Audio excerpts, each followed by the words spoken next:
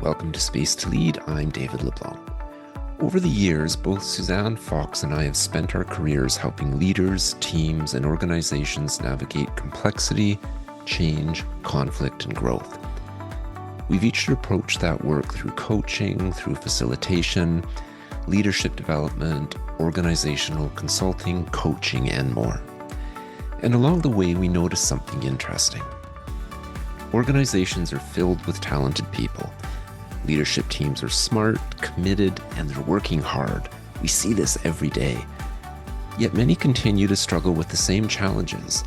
Silos, competing priorities, difficult conversations that never quite happen, teams that are working incredibly hard, but not always moving forward together. And then when you add the layer of working with different areas of a business, internal, external partners and stakeholders, it gets more complex. The more we talked about our experiences, the more we realized that many of the challenges organizations face aren't individual problems. They're systemic. They're embedded in the relationships, the assumptions, the dynamics and patterns that exist between people, teams, departments, and stakeholders. That realization led us to begin exploring a new approach we call collaborative coaching. In many ways, collaborative coaching builds on the foundations of team coachings. I sometimes jokingly describe it as team coaching on steroids. Yet it goes beyond working with a single intact team and expands into the broader system, helping teams of teams, leaders, stakeholders, partners, contractors, and more work together more effectively in real time. In this episode, Suzanne and I explore why we believe this work matters, what we've learned from working together, and why organizations may need a different approach to collaboration if they want to thrive in today's increasingly complex environment. We're excited to share this journey with you. Welcome to Space to Lead, the podcast where leaders and teams come together to learn, grow, and thrive. Each episode brings fresh insights and real conversations with leaders and industry experts who are shaping the future of leadership.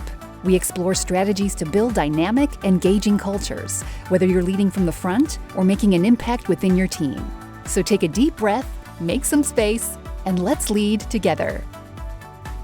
Suzanne, it is so great to have you back on Space to Lead.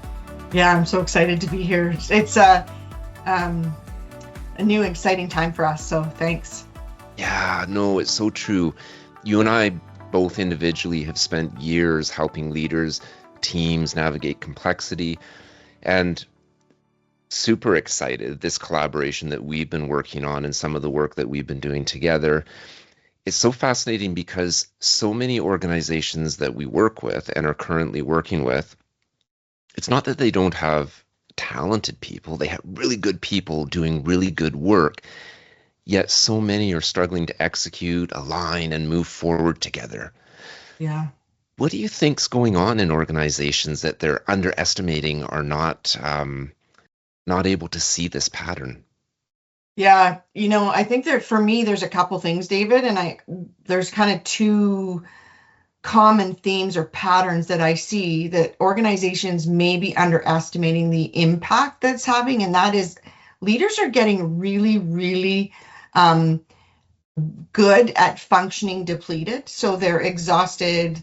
There's multiple changes happening at the same time. There used to be stabilization periods after change, and that's just not happening anymore. So the first one is there's just complexity. And I think the second one is when that happens, we don't actually as leaders move into the space to have those conversations that really matter. So we're avoiding some of those things and we get really task focused, which means we miss out on the relational piece of having those good conversations. So constant change, constant ambiguity and uncertainty leading to depletion, which then leads to, I may not have the energy and/or I'm so task focused, I'm not having the conversations that I need to have to actually collaborate. When we know in today's world, we can't really do anything alone anymore.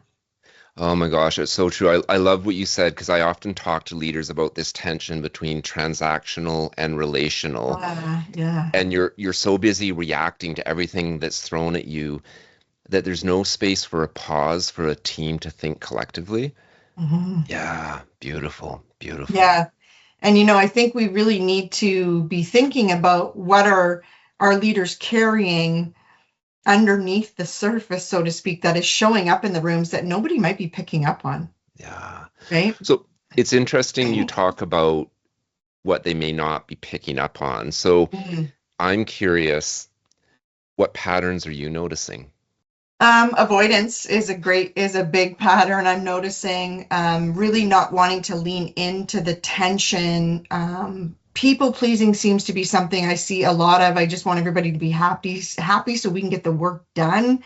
But in actual fact, that's backfiring because they're not surfacing some of the tensions or disagreements that would allow the work to move forward. So things are getting stuck. And I think there's just a lot of friction. There's a lot of friction and silos in systems. And I mean, we've been talking about it for years. I think those are some of the patterns I'm seeing. What about you? What are you seeing? Yeah, I'd have to echo a lot of those because I also notice tension and friction. And to your point with silos, there's often competing priorities in Right. organizations. So in order, people can't see this as a podcast, but I'm gesturing, but in order for team A to be successful, sometimes that's in direct contradiction to what team B is trying to accomplish. And so it creates these underlying tensions. And I think that's the beauty of the work that we're doing is because our goal with collaborative coaching, Mm. should I have done a drum roll before I said that, Yeah. is to help leadership teams not really focus as an individual unit, but really as an integrated team in the organization. And there's not a lot of space for that. Yeah, beautiful segue, David, into why we believe and why we're here about how collaborative coaching can solve some of these underlying constraints that leaders are feeling. And often, sometimes the things that just one on one coaching will miss or can't even see. And sometimes consulting has a different lens. So I'm just curious if you were to explain or what is collaborative coaching and how does this help teams move? What would you say? Gosh, there's so many things there. And I appreciated how you started with talking about individual coaching because Mm-hmm. individual coaching is great.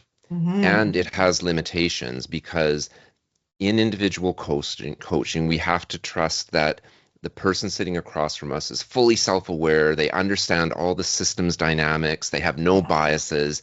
But in Yeah. fact, you and I know that's not true. We're human beings. So they're bringing their perceptions and their view of the broader system. Mm-hmm. When you expand out to team coaching, Mm-hmm. there's real power there because you're starting to create systems awareness, starting to break down some of those barriers and tensions that you talked about.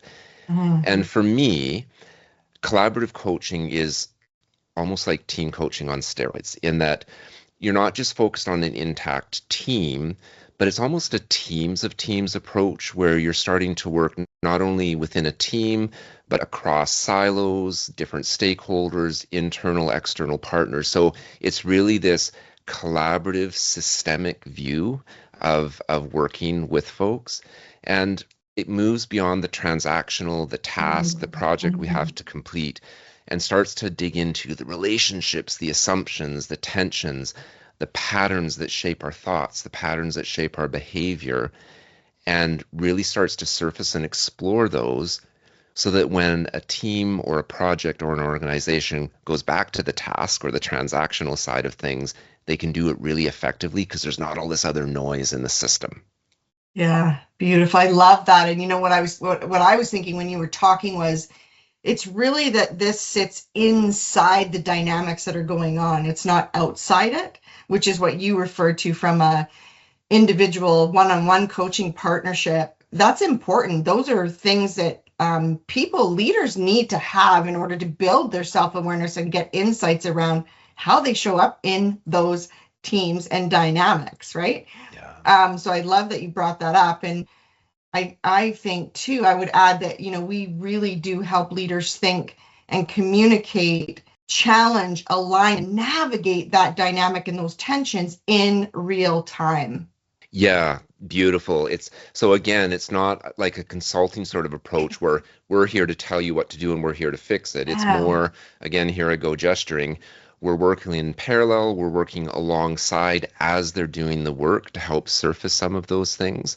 And it can be really interesting work. I know you've done these sort of things, but sitting with the team and just noticing, and sometimes like, can we just pause for a moment? Did anyone notice what just happened here? Because we're so busy, as you said at the outset, tensions, things to accomplish, like there's so much stuff going on that we don't create the space to notice. So having partners like ourselves who can be embedded in the team, working alongside, using a ton of different modalities, from coaching, individual coaching, team coaching, facilitation, like all of these things are part of this collaborative approach that really helps bring things to life. Yeah, it's interesting. I was working with a team this past week by myself, and I was like, man, I wish I had David in this room with me. And it was a very small team, but there was a lot going on in the team. And I was noticing one person shutting down, one person getting frustrated, and having to try and manage all that while facilitate was a little bit difficult. Although manageable because it was a small team. I'm curious on your thoughts around why is there two of us in this space?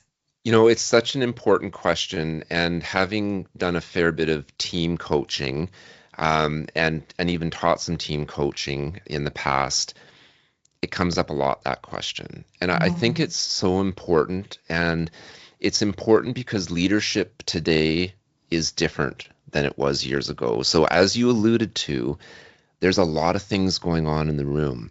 So when I'm facilitating, coaching, consulting, I'm creating conditions in the room. I'm holding space. I'm doing all of these things. And that requires a lot of attention on my part.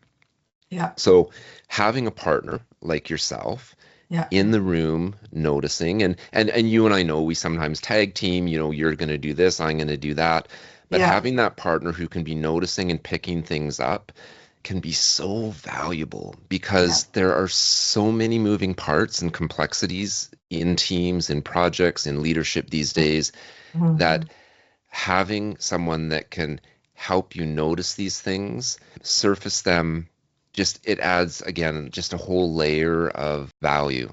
It's so true, right? And it's like I said, with the team I had, it would have been so valuable to have a second like yourself in the room with me to actually help me pick up on that. And I think the other piece is, as we work with the sponsors and the ability to show back those themes from two people's impressions from who's running content at that point, but who's noticing what's happening in the room, also allows for the sponsor, the leader, to start to re-engage in a different way. Because I think our goal really is to give the teams the capacity and the capability to start sitting back a little bit as people are talking, listening at a different level, and noticing when one of their colleagues may be shutting down or getting frustrated, and actually calling that out themselves. So one of the things I love about what you said is how we can help teams build that capacity internally. Yeah, it's so critical. And I know I always sound like a stuck record when I say this, but as individuals, as teams, as organizations, we don't create enough space for that kind of work. What's the expression? Go slow to go fast. I used to hate it when people said that to me when I was younger. But it's so true, is that if we create the space to understand these dynamics, help folks feel more comfortable surfacing these things, talking about these things, stepping into their power, whatever way you want to say it, then the team can really get into a healthy rhythm. Yeah. And disagreement doesn't mean I don't like you. Like, I think there's still this sense of, I can't disagree. I can't call somebody out or say I don't agree with this in this room, when in actual fact, that's what we need to be doing. We need to be deepening the level of self-awareness. Obviously, those things need to be done with respect, but that actually increases adaptability, flexibility, and brings really great ideas to the table some may not be thinking about. So I love what you said about, stepping into your power, whatever. Like, I like to say, you need to use your voice. And I'm somebody who wants to use my voice differently now. And I'm thinking about you and I in this collaborative approach, and how you and I are learning to work together, and having to surface disagreements as we forge forward in this partnership. So what What do are you you got to what say are you about what are that? you saying? What are you saying it hasn't been sunshine and rainbows? Come on, Suzanne. Well, it's there's a bit of cloud once in a while. No, it's so true, and it actually reminds me, as you were talking, I just had a conversation yesterday with a leader, really Mm, great leader, doing some really great things. Interestingly, as we talked, there was a bit of a realization that sometimes their voice around the executive table is viewed as complaining. ah, And when we complain, sometimes what we're saying can feel personal. mm, And so I thought of that because as you and I have worked together, part of this systems approach and the sort of systems lens that we're trying to create with teams helps us to be able to surface thoughts, ideas, not mm, have them being viewed as complaints, not have people take them as personal, because it's not about you, it's not about me, it's about how are we working together and how can we be more effective? And yeah. what patterns or what noise, frankly, is getting in the way of that. So there's something about having support to help folks take a bit of a systemic lens so that then Mhm. they can start to understand this isn't about you, it isn't about me, it's about how we work together, about how we can be more effective. And sometimes it's about the outcome you're looking for. So resurfacing what's the outcome we're aiming for can actually help people zoom out and go, oh, right, this isn't the, let's get out of the tunnel vision and zoom out again. What are we trying to solve, or what is it we're trying to get to? And so I do love that, because I think the other piece is you and I can help leaders and teams reframe things that can help them learn to say things in a way that may not feel personal and may not Yeah. land as personal. So Yeah. Yeah. that's the other piece around self-awareness is, does my language in the space or as a culture of a team, are we using language that's actually putting people in that place of I'm not saying anything? And I think about a team I sat on years ago, and there was a lot of sarcasm in the room, and I'm just not somebody who appreciates that. I find it kind of disrespectful in a C-suite kind of environment, and I had to surface that, and that was kind of uncomfortable for me. But it actually, what happened was other people started saying, "Oh, I agree with you," but they weren't brave enough. The situation wasn't, they couldn't say anything. This collaborative piece, had there been a coach in the room, guarantee you they would have picked up on that. Yeah. And I think you actually make an interesting point too when you talk about that feeling that you had in the room at that time. It also highlights how collaborative coaching can be a bunch of different things, because Mhm. sometimes there's a pattern like that you surface in the room, there's some agreement, and you collectively work through it. Sometimes, though, some of those feelings, beliefs can be personal between two people. So Yeah. that's where, as collaborative coaches, we might recommend let's do some work with you too so that Yeah. you can come back fully whole to the broader system and be fully present, so on and so forth. And other times it might be some individual coaching. So if Mm. you're okay me riffing off what you just shared, Yeah, you 100%. know, if we have a leader who doesn't appreciate sarcasm, Yeah. what can we collectively do? Yeah.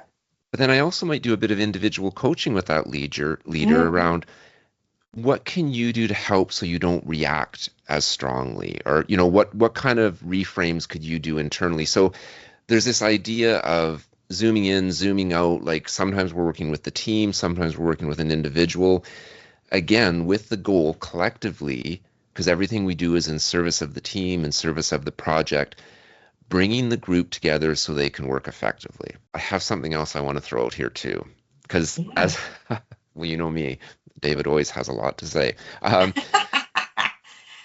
as I'm speaking, I also had this parallel thought going on how sometimes people think of coaching as being soft, it's overly Oh, relational, or it's facilitation.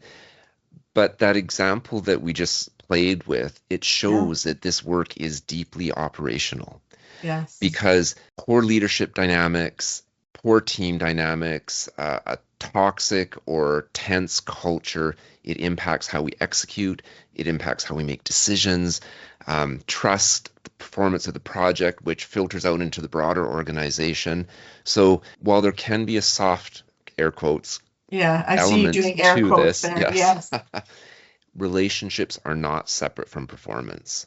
No, we can't remove the humans out of it. And as humans, we are wired for certain things. The neuroscience tells us that. And so I love what you're saying about the collaborative coach approach, which we've both experienced about, like, we've got two people we need to individually coach to help them move through and gain insights themselves so they can bring themselves back to the team in a way that is productive for themselves, but also for the broader system, in order to move something forward, project, agenda, strategy, whatever that might be. And now my hands are moving because I'm so excited about this work. So, David, let's pivot just a little bit. What do healthy leadership systems actually look like? Oh gosh. I think at its core, and we've sort of surfaced some of these, but it's actually not a bad idea. Thank you for doing this, because it's not an idea to kind of make a bullet point list for people to start to identify what's working well in their teams and organizations, and maybe what some opportunities are. I think people need to be able to speak honestly. They need to be able to share their thoughts and ideas openly, even if they're not incorporated. They should feel comfortable to be able to speak honestly. We should be able to surface tensions early. So if I struggle with sarcasm in the C-suite around the table, I should be able to comfortably be able to say that. Yeah. Accountability is really important. I think it's important that we know what's expected of us, what success looks like.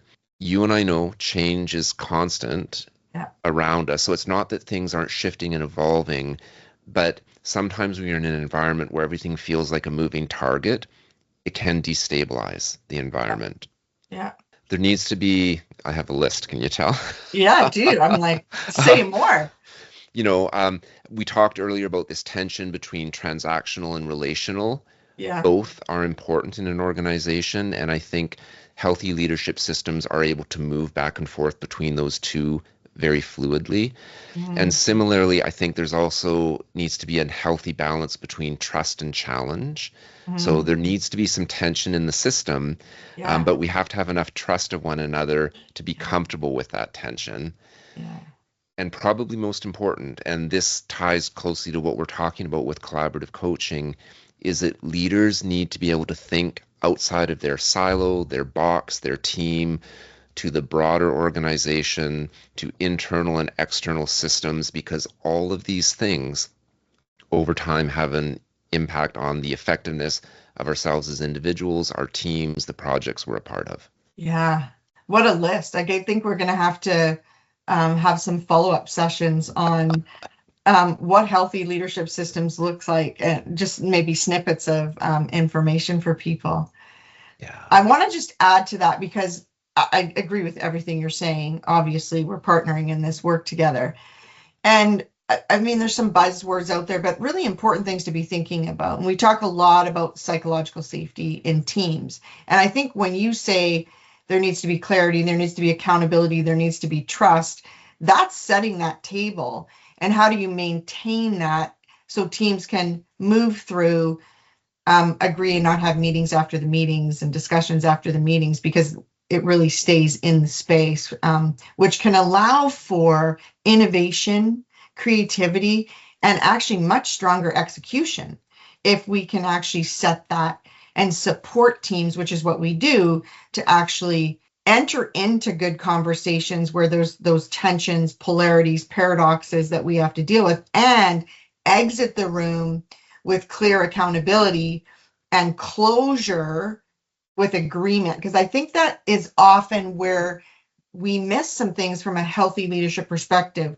We don't close things and check in with everybody that, are we all in agreement? Are we all in disagreement? Are we all thinking we need to bring this back because it's not solved? And I think there's some room for collaborative coaching and what you and I do to help teams close things. I think we're good at opening.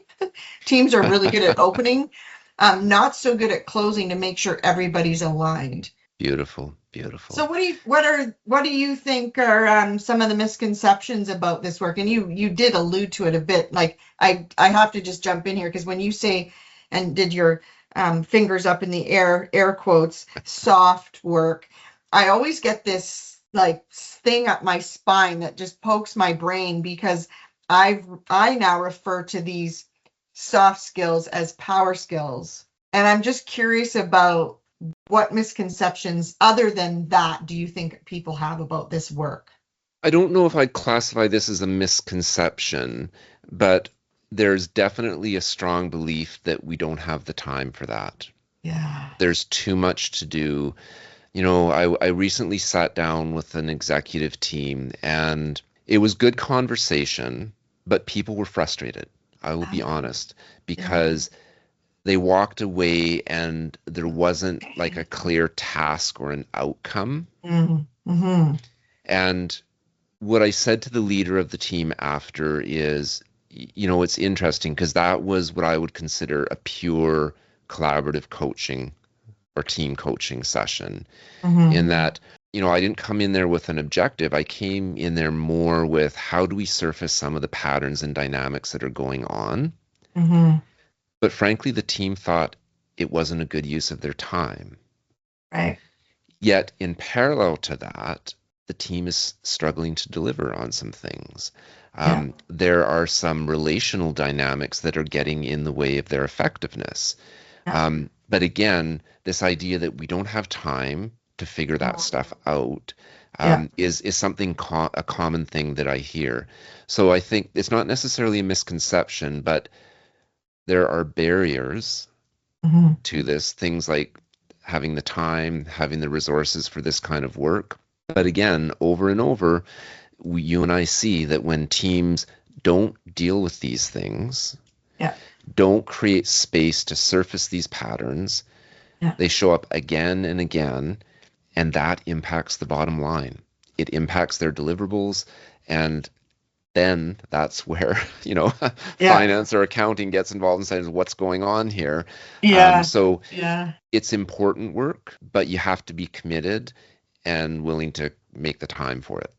Yeah. And everything you say says to me it's really strategic leadership work, right? Like Oh, that yeah. strengthens how people within teams and the teams think, how they communicate, and how they operate, which is, I want to refer back to how you were saying, this is actually operational work in order to execute on what needs to be executed. So I just love that, David. I think I like to say this is strategic leadership work, and it is. And yeah, I hear the same thing. I don't have time. I had that conversation with just a one-on-one coach client yesterday around, haven't seen her for 3 months and I'm just too busy. And I'm like, well, how's things going? And she's, got lots of concerns, which we've already tried to start working on. So she's like, I need to start prioritizing this so I can, and so that busyness really does get in the way of this strategic work, which is involving some of those conversations. So how do we lead and communicate as a team so we can actually execute?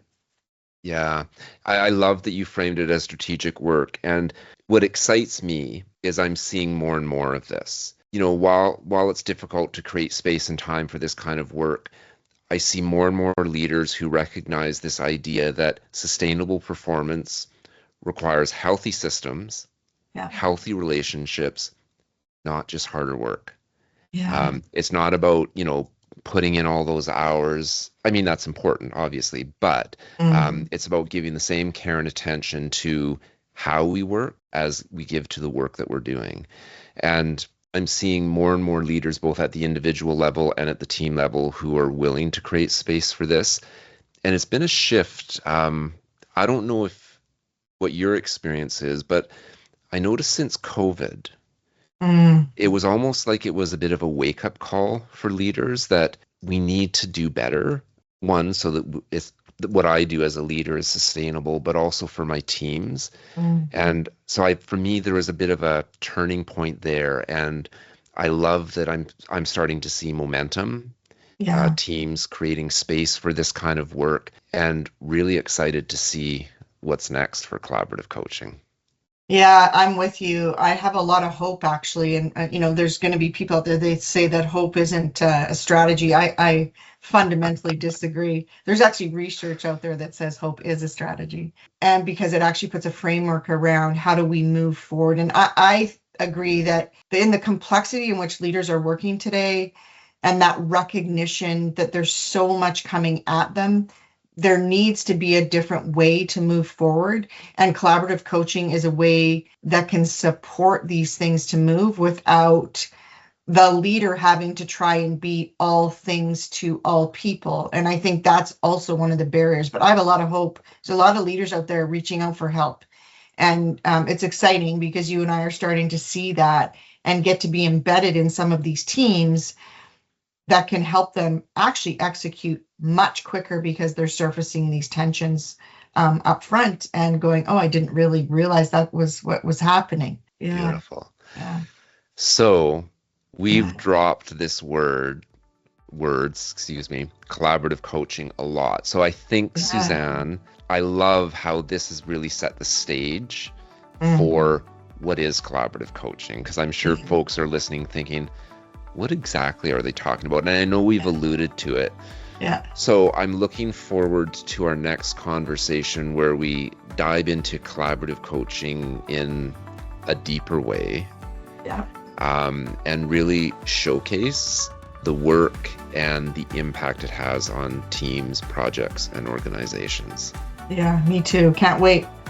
Thanks for the chat today. Love it. Thank you for joining Suzanne and I on this conversation in Space to Lead and our collaborative coaching series. This episode marks the beginning of an exciting new chapter for both of us. While we've each spent years supporting leaders and organizations independently, our work together has sparked a deeper exploration of how teams, projects, and organizations can build stronger collaboration across increasingly complex systems. As you've heard through this conversation, collaborative coaching is about more than improving teamwork. It's about helping people surface assumptions, navigate tension, strengthen relationships, and create conditions for meaningful collaboration within teams, but more importantly, across teams, across functions, across stakeholders, and organizational boundaries. This is just the start. In upcoming episodes, Suzanne and I will dive deeper into many of the themes we've introduced today, including systems thinking, psychological safety, productive conflict, stakeholder alignment, leadership dynamic, team effectiveness, collaborative readiness, and the practical tools organizations can use to strengthen collaboration in real time. If today's conversation resonated with you, we invite you to learn more by visiting the Collaborative Coaching Group at www.collaborativecoachinggroup.ca. Whether you're leading a team, navigating a complex project, managing organizational change, or simply looking for new ways to build stronger collaboration, we'd love to connect and continue the conversation. Thanks for joining us today. Until next time, create the space to notice, the courage to engage, and the capacity to lead together. Collaboration isn't something we do, it's something we create. We'll see you next time.